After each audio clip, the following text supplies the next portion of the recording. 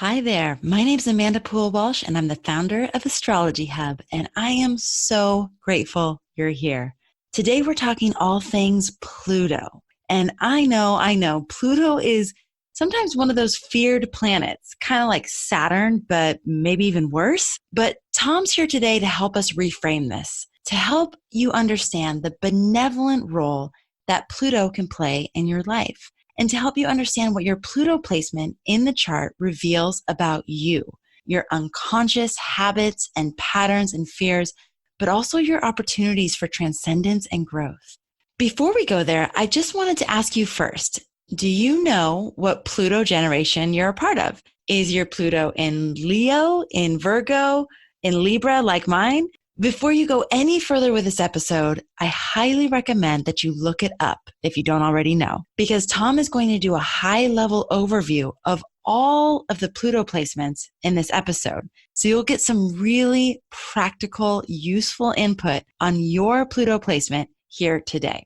I love this quote from Tom. He says that Pluto is trying to get us to process all the unhappy stuff, to get to this golden, shiny goo of passion and purpose hiding underneath. And when we do Pluto well, we become agents of change, which is how the world changes.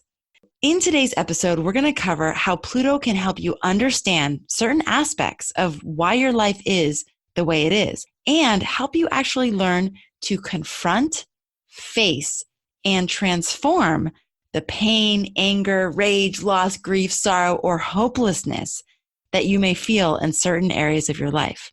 Tom's also going to cover how working with your Pluto can help you realize that your pain is not a punishment, but it's a learning vehicle for your ultimate empowerment and will eventually become the source of you truly loving yourself.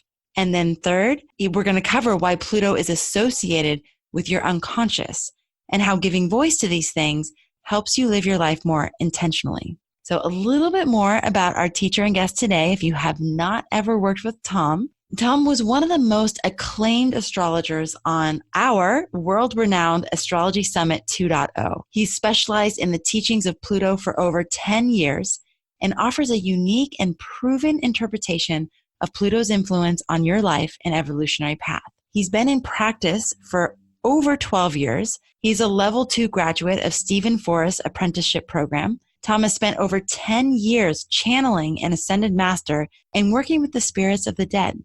This experience has taught Tom about the nature and journey of the soul. Tom's global practice reaches those ready to transform in the deepest ways and teaches others how to become empowered to live the life that they envision. Tom also taught the first ever course that we offered here at Astrology Hub. So I have this really tender spot for Tom in my heart. This was years ago, before Astrology Hub was what you know it to be today. And he was truly the first teacher that we did a course with. The course is called the Pluto Generations, and it's an audio course with slides and some pretty amazing bonuses. So if you resonate with what Tom shares here today, you'll have an opportunity to go deeper with him in our online course, The Pluto Generations, where Tom goes through every Pluto placement in extreme detail. So you can learn about your parents and your children and your spouse and everyone in your life, because every generation that is alive today is covered in this course. And what he does is he breaks down the clues that Pluto gives you about your soul purpose based on your Pluto generation. He breaks down the art of transmuting fear and anger into love and compassion, again, per Pluto generation. So this is going to be specific to you. He talks about how darkness can be a portal to self-understanding and teaches you about that piece of self-understanding. And then for every Pluto generation, he gives specific mantras to invoke Pluto's transformative healing power. The students in this course loved it. We received the best feedback. And again, this was the first course we offered. So I was like, whoa, people loved it. It was so awesome. You can check this out at astrologyhub.com/Pluto. Again, that's astrologyhub.com/Pluto. And you can add that to your Astrology Hub library of courses if you have other courses from us. And we're going to put that link in the show notes as well. So this discussion today here on Pluto is bound to give you insights, whether or not you can continue with his course. The podcast today is going to give you insights into yourself that may just help you break out of some of those cycles that you found yourself in. I really hope you enjoy it. Tom Jacobs, how wonderful to be here with you today. You were one of the very first astrologers that I ever worked with as a part of Astrology Hub. It's like a full circle moment to have you back. Thank you. I'm happy to be back. Yeah. All right. So I would love for the audience to have an opportunity to get to know you a little bit better. Tell us about your journey to astrology. How did you become an astrologer? How did it come into your life? Yeah. I studied sun sign stuff in a very cursory way, like, oh, this is what a Gemini is like, and oh, I'm a Scorpio, in my 20s, just cursorily, not a big deal. And then when I hit 30, I overheard somebody talking about astrology, and I was intuitively piqued, and I had to know everything about it. So I dove in, and this was shortly after my Saturn return, and mine indicates I need to open my mind and be more expansive and open-minded. And so it really changed my worldview. And I saw that I could help people understand themselves, why they did what they did, why they believe what they believe. And so I just dove in. I studied it like it was my job. And then I started seeing clients a bit later. And it was just kind of like, I needed to have my mind opened, and so this happened, and I was like, oh my God, there's more going on than just logic. Well, that's interesting. And it was just a real opening. Interesting. It's amazing how you just sort of dabbled and weren't that curious, and then all of a sudden it was like a light switch went on. It's like, I need to know everything about that. That's fascinating. That's right. Yeah, it was. I was hungry. As soon as I saw what you could do with it, I was hungry. Yeah. Wow. Interesting. And why Pluto? Like you definitely specialize and focus on Pluto as part of the work that you do. Why do you find that's important? Being aware of this course and our focus on it, it may look like I focus a ton on Pluto. I kind of do, but I do whole chart readings and all that stuff. But the reason that Pluto stands out to me is it represents an unconscious path to strength and confidence that our soul sets out for us as humans. And so we are driven by our unconscious fears and desires, and that's represented by Pluto. So to help people understand why their lives are the way they are, and to help them actually learn to confront, face, and transform in the face of all the Plutonian negative words like pain, anger, rage, loss, grief, sorrow, depressiveness, hopelessness, all those things, powerlessness, whatever. To help people actually move through that, you have to, I've found it's very useful to reveal to them the shape and scope and data bank memories from many lifetimes of the Plutonian disempowerment. Because our unconscious beliefs essentially drive our lives. So anybody familiar with channel material or abundance teachings or whatever are already have heard this and understand this. And so one of the reasons I focus on Pluto is I really want people to realize that the pain they have is not a punishment, but it's a learning vehicle for their empowerment as humans. Because we're all here in my version of soul, the model of soul that I work with, to learn to become the source of love for the self. And Pluto in the chart says, I have to do this to make life feel meaningful. And I have a cache of unhappy memories from many lifetimes that come up when I do it. So it's a lot about revealing the unconscious pain and problem so that you can feel empowered and not feel like you're a victim. And I needed that for myself, and it turned into a career.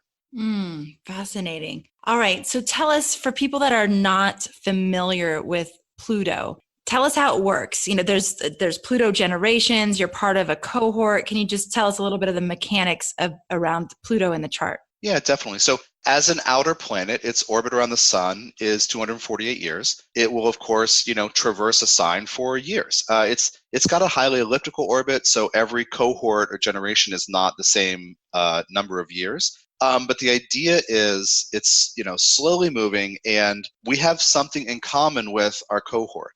Like you and I are Pluto and Libra people. So we happen to have in common the worst thing that can happen to us is unfairness, injustice, inequality, power over power under in relationships that don't respect people, not listening to each other, not showing up as equals. These are the sources of pain. We happen to have that in common. And some people might say that these generational influences are not important personally, but any evolutionary astrologer will emphasize that Pluto and these other planets are important. So the idea with the generations teaching is, I want you to understand where you fit in your family system over generations. And so you can understand your parents and your kids and your peers, as well as you can and so that brings more compassion, and my Pluto's in Libra, so I want more fairness and understanding. But then also you can understand all of the people that you are in the same generation with, because to, again, make the unconscious pain conscious, to put words to it, we can then operate ourselves with more intentionality. And this is part of my bringing more justice and peace to the world with my Libra Pluto. Interesting. So do you find that most people, when you start to talk about their Pluto generation, they resonate deeply with their cohort, or are there a lot of factors that convolute it or make it more or less pronounced? Yeah, everybody does relate. And the nature of the Pluto level of information within us, we know this hurts, that sucks, that stinks, I regret that. We know that about ourselves as individuals. But most of us do not talk about this stuff because Pluto issues bring shame as well. Shame, guilt, regret, self-doubt, feelings of powerlessness. It's embarrassing. To really give voice to anyone's Pluto, they're going to be mortified because it's the sense of, I feel like I'm a loser because I can't make this thing happen, not realizing the unconscious beliefs and memories from many lifetimes, these pains from other lifetimes, are actually vibrating and we're acting accordingly. So we create pain for ourselves. And then we have, everybody has a house placement. Some people have it retrograde, some people have it direct. It's retrograde about 5 months every year. So on average, over 40% of the population has it retrograde. And then there are, of course, the whole list of aspects and then transits to Pluto, transits of Pluto. So yeah, it gets more specific. But the way I designed this generation's teaching with you, or for this application, for this in these sets of interviews with you, I designed it to get the most broad stroke, big picture vision as possible, and everybody will relate to it. It's not like you read in the newspaper about Aries and you don't feel like you're an Aries. This is completely different. This is acknowledging the often unspoken, very painful garbage under the surface that you've been living with and maybe fighting with your whole life, maybe feeling ashamed about your whole life. So people do relate to it.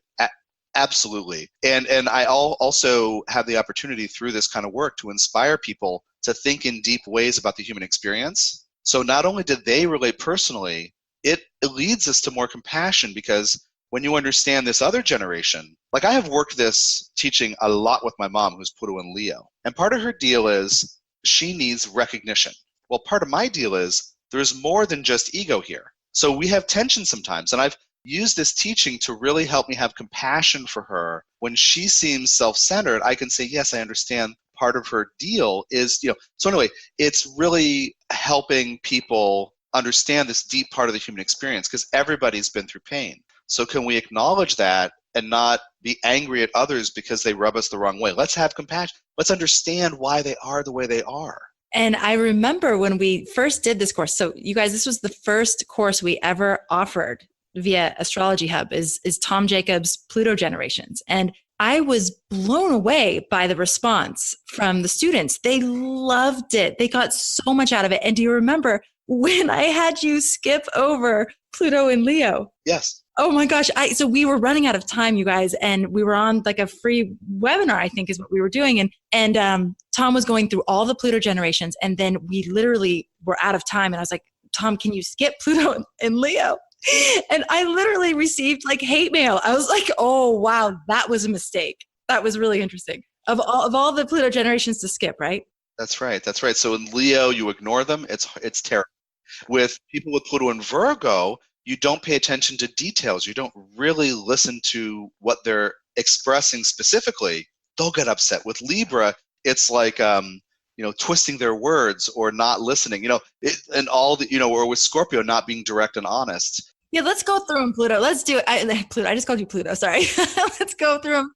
Hey, that's cool. You can call me Pluto. Let's just go through them. Just because I know people are curious. It's like, okay, my Pluto's in Scorpio. What does that mean? I know we're not going to be able to do a deep dive here today, but maybe just give us a little bit. What does it mean to have your Pluto in these different placements? Yeah. So like I said, there's this cache of unconscious memories from many lifetimes, and these memories are of the best and worst of human experiences.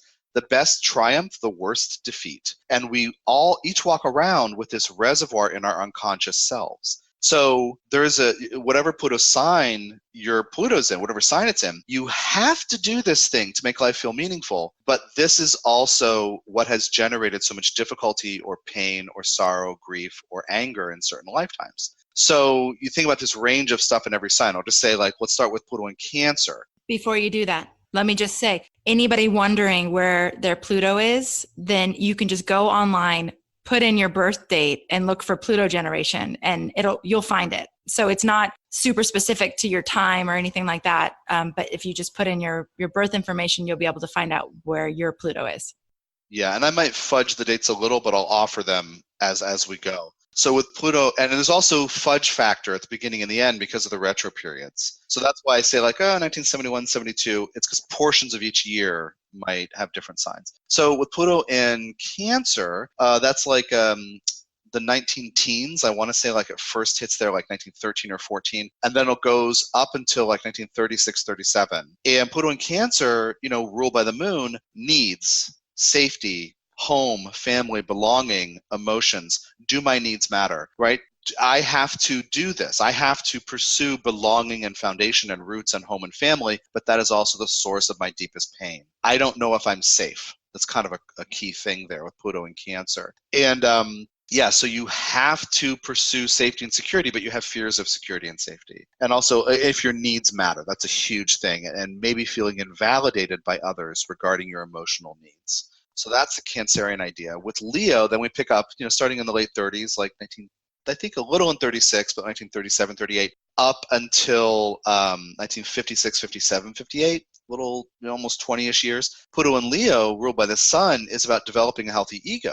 So the wounding for many lifetimes is in being seen and having an opinion and being creative and sharing your story, like getting up there and performing your monologue or reading your poem or showing your painting or whatever it is. But even at the basic level of having an opinion and having this is what I think about this ballot measure coming up in our town, my opinion. So what they need to do is express themselves. But that is the source also of the painful things. So people ignoring you is terrible. People stealing your unique idea, people co-opting it, right?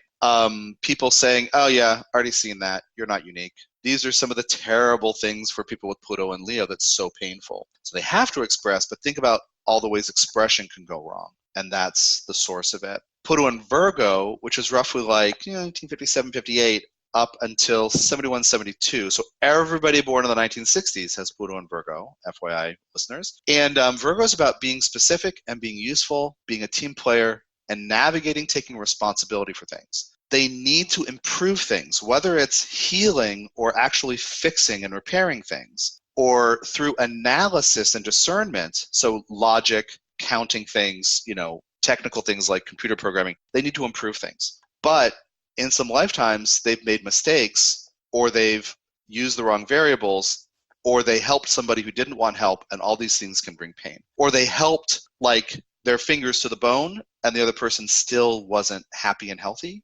Those kinds of things are the hardest things. I was not useful. I didn't prepare enough, or somebody didn't want it, or something like that. Or I helped and the person still died. That's a Pluto and Virgo kind of painful thing. Being useful. I didn't prepare enough. I didn't show up on time, so I couldn't get the job done. Now I feel shame.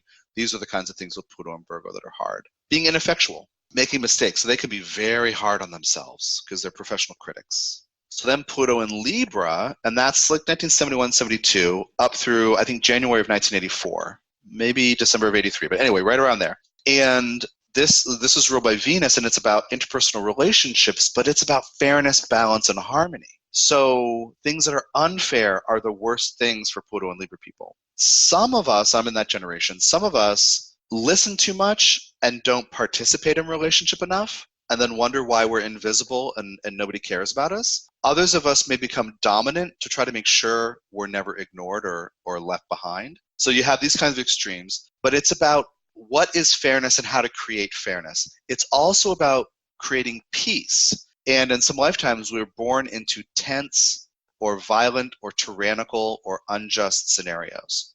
We have to learn how to deal with healthy conflict. Negotiation, diplomacy are parts of this story. Compromise too, but how can I tell you who I am, listen to who you are, and come to an agreement with neither of us feeling screwed over. That's Pluto and Libra's need, but the pain is unfairness. Things are unfair, things are unbalanced. And Pluto and Scorpio, like early 1984 up to early 1995, and this is its own sign, and there's a need for truth, so the pain comes from not truth. So they're very in tune with their shadow stuff, and they may feel ashamed because of their unconscious, their motivations. They may have sorrow or anger or depressiveness that is giant, and they may be embarrassed about it. So they're afraid sometimes of looking at the truth of what they actually feel. Any planet in Scorpio needs to dive deep and make peace with what looks like shadow, bring light to shadow, bring love.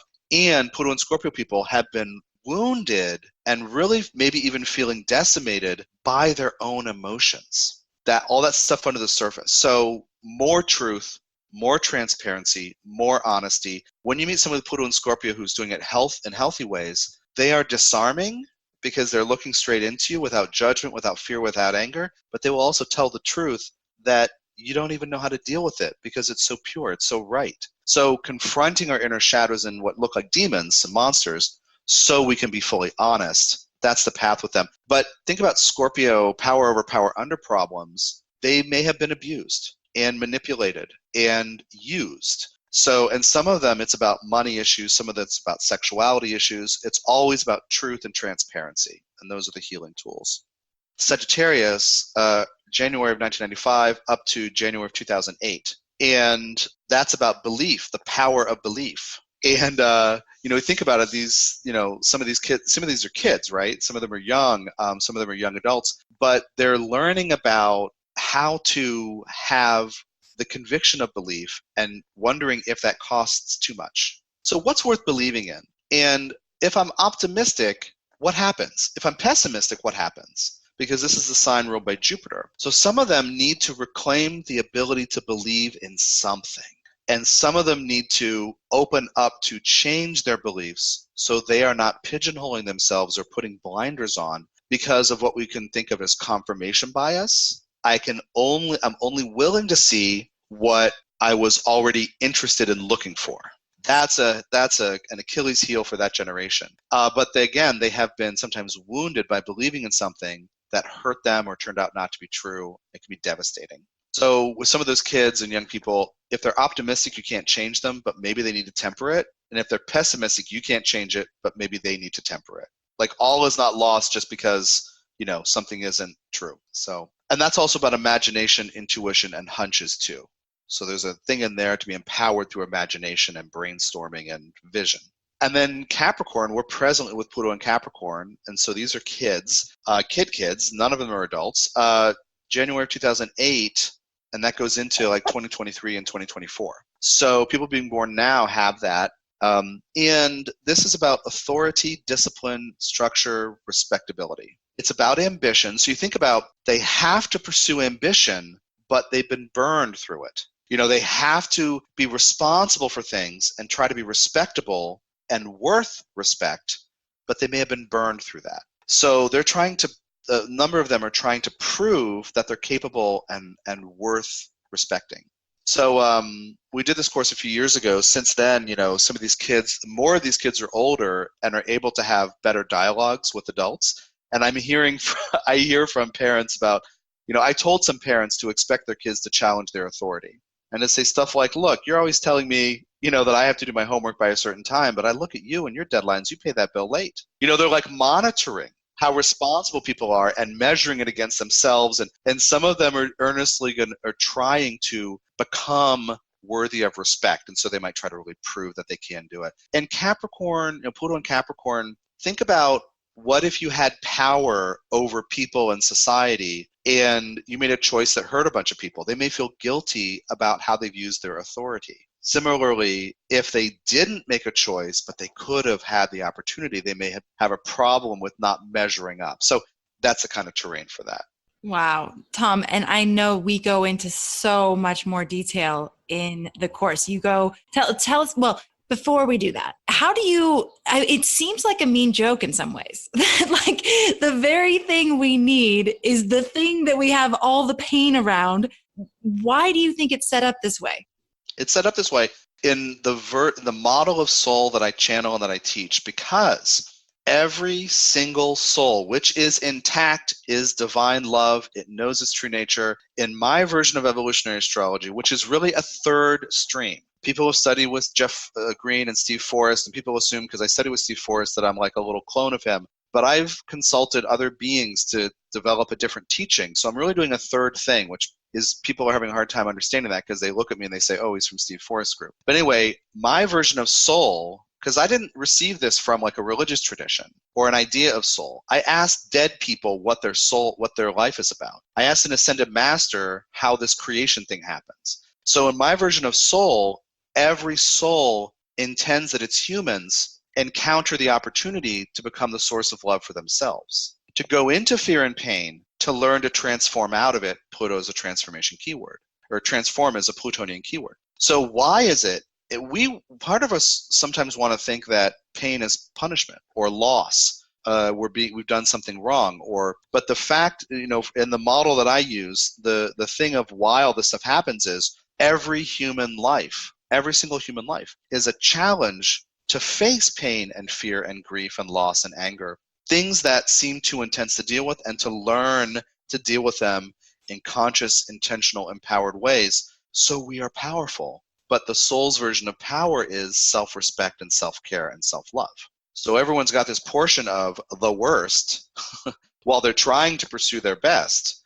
And that's why, because we're not here to build buildings, or we're not here to create paintings. We're not here for all these things that people actually do. We're not here to buy and sell stuff. We're here because soul says, I wonder what it's like while I'm embodied to go through a bunch of garbage. Will I tap into the truth that I'm already powerful and loving? Will I transform through pain, become the source of love for myself? Think of that as like an arc, a story arc, every single human life boils down to. And so that is why Pluto. That is why Pluto. I love it. I love it. Okay. So Tom, tell us about the actual modules in the course. Like, how does it work? What do students experience in the Pluto Generations course? So if it's your particular generation, you're going to, in every module, it is an exploration of what they need to do, what the person in that generation needs to do, and what they all have in common, but also what kinds of things come up, the pain, the fear, the guilt, but then also remedies for moving through those things. And in other words, how to understand this thing that feels disempowering is actually pushing you into pain, so you respond with self-respect. So I'm basically telling you what the problem will feel like, and then I'm talking about the beliefs that go with it, and then how to change the beliefs so that you can be empowered in that way. Like with my mom with the Pluto and Leo, she needs to express herself. Well, part of her wounding is people won't listen to her sometimes. Or people say, oh, I've already heard that, or whatever. I don't want to hear your poem, or whatever. Or that's not special. Okay. So she will take that personally. It will hurt her because her Pluto's in Leo. Well, if she understands, okay, I'm going to encounter this, let me see how I can change my approach to it, because I'm being told my path to self-love involves this. When they say, I'm not going to listen to you, I need to validate myself. So in the course, I'm also giving keys to each generation how to resolve the terrible feelings. So Libra, things are unfair. Okay, well, fine. Okay, great. Let me own that I am going to bump into a bunch of opportunities to not be heard or to be treated as better or less than, but not equal, right? I want equality. I'm going to have tons of opportunities to have boundary problems where I wonder, is somebody trying to take advantage of me? Or wait, and I did that? Am I taking advantage of somebody? Wait, is that fair? I'm going to have billions of opportunities. So when I own that, when those things come up, I can be like, oh, right, this is my path to self-love. This is not a punishment and a problem. I'm not harming somebody. Somebody's not harming me. This boundary thing is coming up because I need to become empowered in processing it. So Pluto and Virgo, I'm trying to help you, but you don't want help. That's so painful to me because I care about you, right? I'm trying to help. Well, understand you're going to encounter many, many opportunities to confront the limits of how you can help people and the limits of what you should be responsible for. So when we own that, we have the keys to operating in a more intentional way where we don't lose energy, leak energy, spiral into sadness and wallow in pain, and lose the opportunity to become the source of love for ourselves. So anyway, the Pluto Generations course is in a very fundamental way handing you a description of the problems and then what it can feel like, and acknowledging it with validity, because my mom's thing or my thing or your thing, it may to somebody else look like whiny nonsense or a waste of time. But if you can validate your issue, I can validate my issue, then we can have the chance to actually be together in a more respectful way without judging ourselves or each other. So I'm handing you what looks like the problem as well as the keys to work with it. And there's mantras and affirmations that we can use.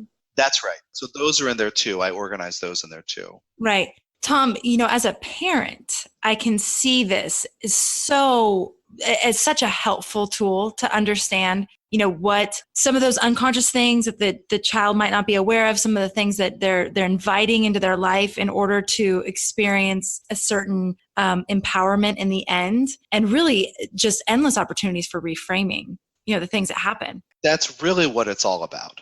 And that's what our lives are about. Well, Tom, can you give us a few examples of clients that you've worked with or students that you've had whereby understanding their Pluto has helped them have that sort of aha moment and push them into a different place in their life? Yeah. I think about one client who did a lot of work with me. I may have even mentioned her in the previous time we talked about this, but with Pluto and Virgo in the first house, a very loud Pluto. And so when she walks into a room, people notice because it's a very loud Pluto. But people with that Pluto in such a place may be projected upon too. So I worked with her over a few years where she was having a lot of issues at workplaces where people were vilifying her, making her wrong, blaming her for stuff, just basically looking for ways to make her wrong for things. And so I was helping her understand, right, you're wondering what you're responsible for, Pluto and Virgo. You're trying to figure out, did I do that? Did I really do that? What am I responsible for? What are you trying to make me responsible for? Navigating that intentionally so you create self-respect all the time and you realize, right, I'm drawing opportunities to really understand what I'm truly responsible for in a healthy way. Another thing, even me with my Libra Pluto, like I can notice how many things are unfair, but I realize, right, with this teaching, I have to show up as an equal. You can't see what's happening inside me. I have to say, this is where I am, this is what I need, this is what I don't need. So I can, so it's helped me a lot overcome feeling that things are unfair, because I'm like, right, they're not mind readers. I have to say, this is who I am. So that's an empowered Libra kind of thing. I think of a lot of people with Pluto and Leo that I've worked with where I say, you're naturally going to, and just not picking one in particular person, but this whole thing about don't take personally if others don't want to hear your poem. That's my joke, my little generic example. If somebody doesn't laugh at your joke or doesn't want your opinion, don't take it personally. I've had a lot of people in that generation cycling through decades of pain of feeling invalidated, and I say, you have to validate your own opinion, and it gets easier and easier to own that, yes, I'm going to encounter other people who invalidate it because I need to become empowered through validating it. So yeah, I guess I'm not being more specific, but those are some examples. No, that's really good. As you're speaking, I'm realizing that, so I have the Pluto and Libra as well. One of my biggest mentors in my life right now, who helps me with those things around boundary and equality in relationships. And, she talks about it as like showing up as the queen. So you have the queen and the king. So, but those are equals, although opposite sex, it's still showing up as equals. And she's a Libra. And her whole work is around relationships and really teaching these things. And for me, I get so much empowerment in working with her. It's Alison Armstrong. If you guys are interested in her work, it's episode 12. I did an interview with her. But it's funny how I find that we both attract the circumstances that are going to trigger the desire to learn more and to learn how to find that mastery within that thread that we're exploring, and that the right teachers come and the right experiences come and all that, but we have to be paying attention, and sometimes for me with her, the work is so intense that I can be like, I don't even want to do this for a while. Like, I don't even want to listen to one more thing. Because it's like, it brings up so much, but knowing that it's part of my soul path, it's like, well, I need to stay on that. Like, even when it's challenging. That's right. And when we get into our Plutos, like I said, like we get into that deep territory. So if her sun's in Libra, she's just walking around as a Libra. But this goes into your unconscious cache of, oh my God, is there something terrible happening? The kind of like fear of what might, and what I try to emphasize, and I do in the course as well, that we're just walking around on Earth right now, and there may not be a lot of like tragedy and drama all the time in our lives. But hopefully there isn't. But some of us, we have things happen. But regarding the cache of Plutonian memories, fears, regrets, guilt, shame, whatever, sorrow, the most intense things are there and may be triggered. And we don't live like 2 or 3 or 100 lives. We live many, many, many, many lives. And all the memories of that unhappiness, of those major things that are unhappy, can be triggered.